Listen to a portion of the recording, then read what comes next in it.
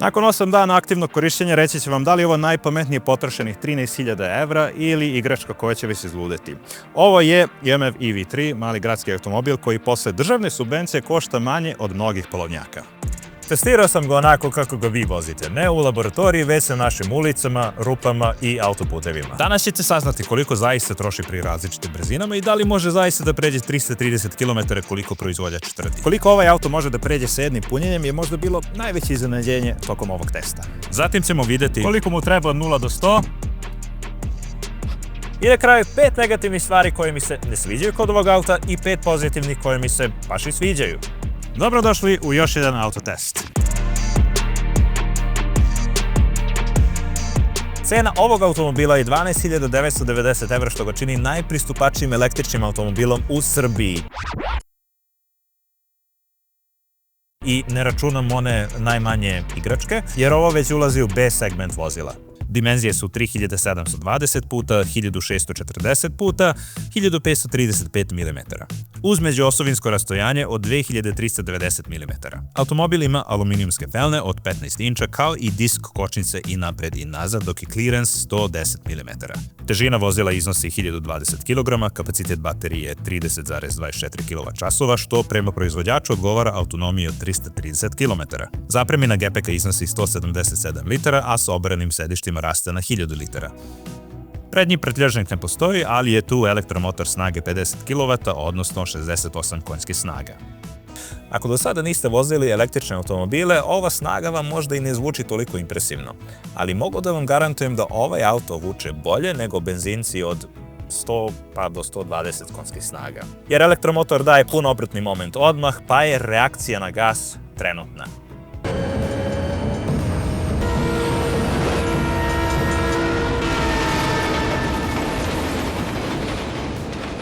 Dobro, možda ne baš toliko momentalna, ali vidjet ćete kasnije na testu od 0 do 100.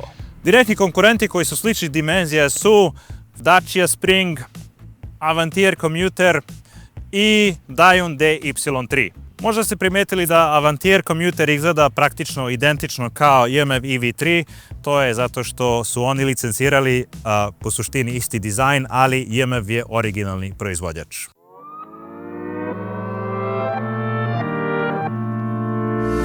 Prednji deo izgleda futuristički sa osvetljenim logotipom i LED svetlima sa strane, to se može isključiti ako se nekom baš ne sviđa. LED osvetljenje imamo i gore i dole, zadnja štop svetla su takođe LED, tu su čak i LED svetla ispod retrovizora. Ono što mi apsolutno nije jasno, zašto farovi nisu LED? Sve je LED, samo farovi nisu LED. Kada otvorite vrata, iznenadit će vas koliko je prostora YMF uspeo da izvuče iz ovako malog automobila. Naprijed ima dovoljno mesta i za visoke osobe. Ja sam visok 186 cm i bez problema sam se smestio za volan. Dizajn interijera je minimalistički. Tu je jedan centralni ekran od 10,1 inča na kome se nalaze sve ključne informacije i podešavanja. Na prvi pogled deluje neobično, ali meni nije smetalo to što brzinu gledam blago u stranu. U interijeru dominiraju svetlije boje sa crnim akcentima. Sve što možete da dohvatite rukom je od tvrde plastike, izuzev naslona za levu ruku koji je izuzetno mekan, kao i volana presvučenog mekom kožom. Nažalost, nema srednji naslon za ruku, ali s obzirom da je ovo automobil prvenstveno namenjen gradskoj vožnji, to mu možemo oprostiti. Na zadnjem sedištu ima iznenađujuće mnogo prostora. Za jedan gradski automobil pametna je odluka da je deo gepeka smanjen kako bi putnici pozadi imali pristojnu količinu mesta. U praksi, ovakav auto će najčešće voziti jedna osoba, koristit će se za vožnju deteta u školu ili vrtić. Tu je i ISOFIX priključak, doduše samo sa jedne strane. Ipak bez problema možete smestiti i najglomaznije dečje sedište. Tu su 5 stvari koje mi se ne sviđaju. Garancija na bateriju je 8 godina, što je očekivano, ali na samo vozilo je svega 3 godine ili 60.000 km. Mislim, 3 godine, razumem da nema tu baš šta da se pokvari, ali opet dužina garancije ipak govori o tome koliko proizvođač veruje u svoj proizvod. Tako da poruka proizvođaču, produžite garantni rok. Jedna nepraktična stvar, auto ne kreće zato što se nisam vezao. Moram da se vežem.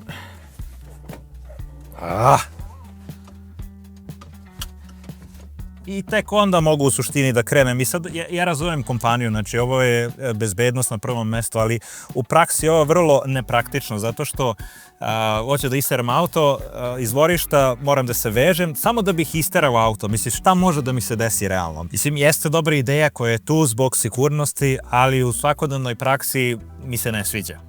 Ovaj automobil ima samo 2 airbaga napred, tako da putnici koji sede napred su uglavnom zaštićeni od frontalnog sudara. U bočnom udaru oslanjate se isključivo na konstrukciju karoserije i na ova vrata, tako da ne mogu reći da ovaj auto stvara najviši osjećaj bezbednosti.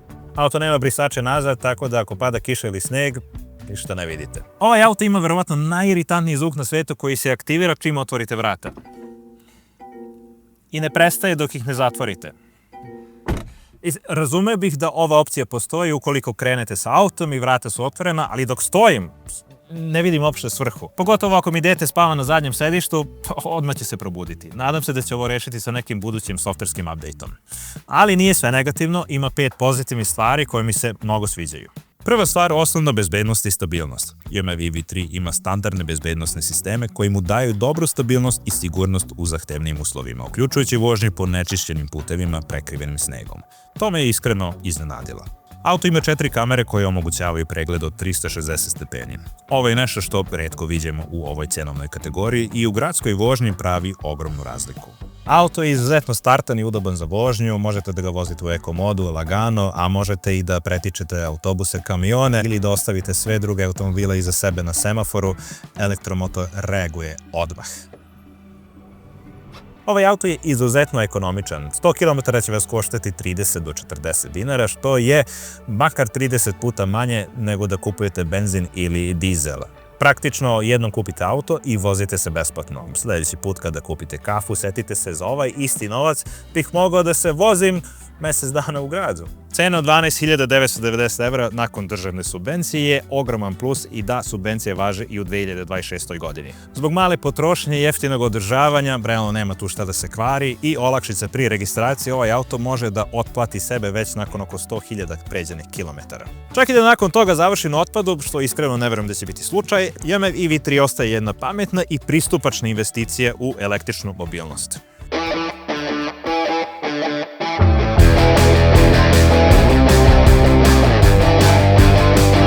Krenuo sam iz Novog Sada, idem do Beograda i vraćam se nazad i nadam se da će to uspeti sa jednim punjenjem. Fabrika kaže 330 km, ali to je u kontrolisanim uslovima. U gradu može to i realno, zato što moja trenutna potrošnja je 9,1 kWh na 100 km, znači mogao bih teoretski malo jače od 300 km, ali s obzirom da ne bih volao da ostanem pored puta bez baterije, ići ću prvi deo, kraći deo preko Sremskih Karlovaca i onda će se uključiti na autoput, pa taman ćemo da istestiramo kakva je potrošnja na magistralnom putu sa brzinom od 80 km na sat i kasnije na autoputu. Fabrika kaže maksimalna brzina je 110 km na sat, to ćemo isto vidjeti i vidjet ćemo kakva je potrošnja sa 80, 90, 100 i na kraju 110 i vidjet ćemo da li ide nešto brže od 110. Na brzini od 80 km na sat troši 10 kWh na 100 km. Na brzini od 90 troši 12,5 kWh. Na brzini od 100 km na sat troši 15 kWh na 100 km. A na brzini od 110 troši 16,5 kWh na 100 km. Znači, treba da obiđem nekog na autoputu ko vozi ispred mene oko 88, pun gas.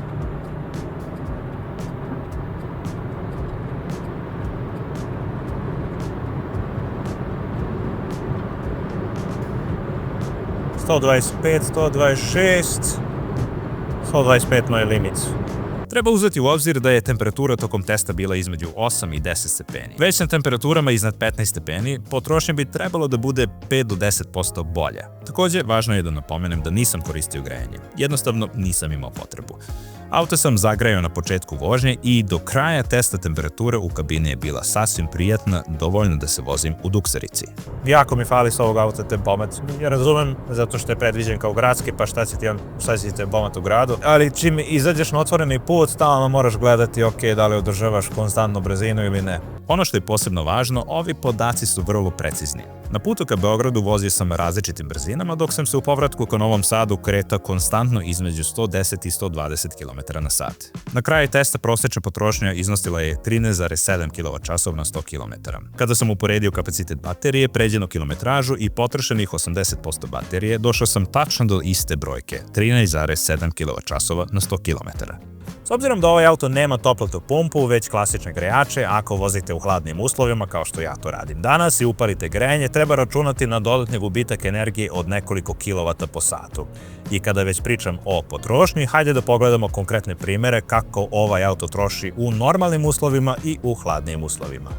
Na temperaturi od 9 stepeni nakon 30 km gradske vožnje prosječna potrošnja mi je bila 7,1 kWh na 100 km. To znači da ovaj auto ne može da pređe samo deklarisanih 330 km, već preko 400 km u gradu ako ga vozite lagano. U uslovima ispod nule baterija je manje efikasna kao kod svakog električnog automobila, troši se više energije, grejanje kabine radi kontinuirano, iako se upali sistem za odmagljivanje, pali se i klima, i sve to zajedno doprinosi većoj potrošnji.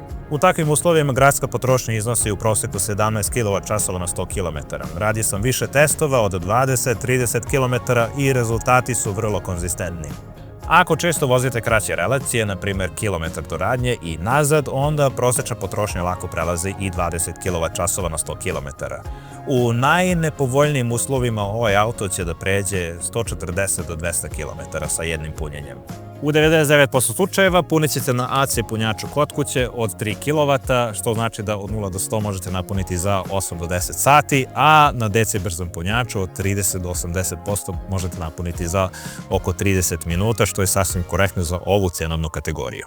A sada ćemo vidjeti koliko mu treba od 0 do 100.